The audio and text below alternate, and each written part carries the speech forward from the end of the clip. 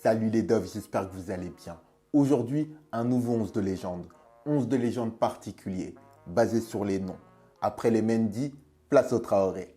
Ah, les Traoré, originellement Tarawele, le père, le chef, l'ancien, Bambara, Mandingue, l'Afrique de l'Ouest.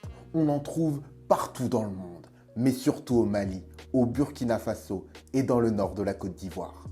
Pour mon système, je vous propose un 4-4-2 à plat. N'hésitez pas, donnez-moi dans les commentaires votre Traoré préféré. Je suis sûr qu'on va bien rigoler parce que ça risque d'être vraiment différent en fonction de son pays, de sa culture, de sa génération. Je pense qu'on va bien rigoler. Allez, j'espère que vous êtes prêts les dofs. C'est parti.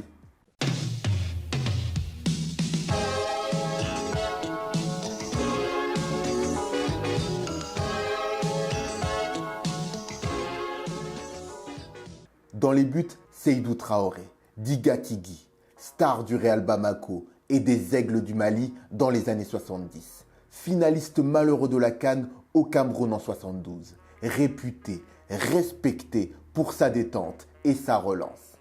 Pour ma défense centrale, 2 Maliens, 2 tauliers, 2 tontons, complémentaires.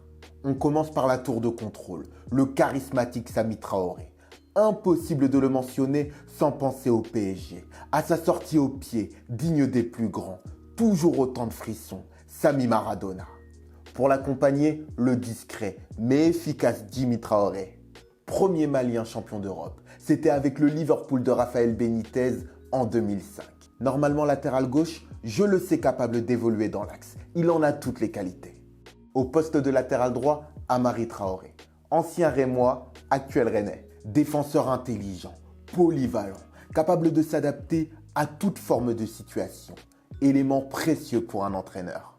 De l'autre côté, un Sénégalais. Enfin, Armand Traoré. Je l'ai découvert à Arsenal. Je croyais tellement en lui, j'étais tellement hypé à cette époque où les Gunners formaient à tour de bras des talents toujours plus forts les uns que les autres. Il avait du talent, bon techniquement, intelligent, propre, altruiste, passé également par la Juve. On va passer à mon milieu de terrain. C'est selon moi mon atout, mon point fort. Je le kiffe tout particulièrement et j'en ai des frissons rien que de penser aux joueurs qui le composent. On va commencer par l'axe. Ma sentinelle, mon capitaine, Bakay Traoré. International, malien bien sûr. Bakay, c'est d'abord Amiens, le nord de la France, cher à mon cœur. Nancy bien sûr, avant une signature magique au Milan AC. Alors oui, peu de matchs, mais il a joué au Milan et porté un des plus beaux maillots de l'histoire du club. Et ça, c'est la classe. Pour l'accompagner, un de mes chouchous, le Burkinabé Alain Traoré. Un offensif, un artiste, un vrai, que je me risque à placer assez bas. Son profil, ses passes, lui permettraient d'évoluer dans l'axe. Quel talent, quel pied gauche, quelle frappe, Joga Bonito. Il m'a fait kiffer à Auxerre et à Lorient. Vraiment, un des footballeurs africains les plus doués que j'ai vu jouer. On va passer à mes milieux excentrés, sur les côtés. Le premier, j'ai beaucoup de respect pour lui.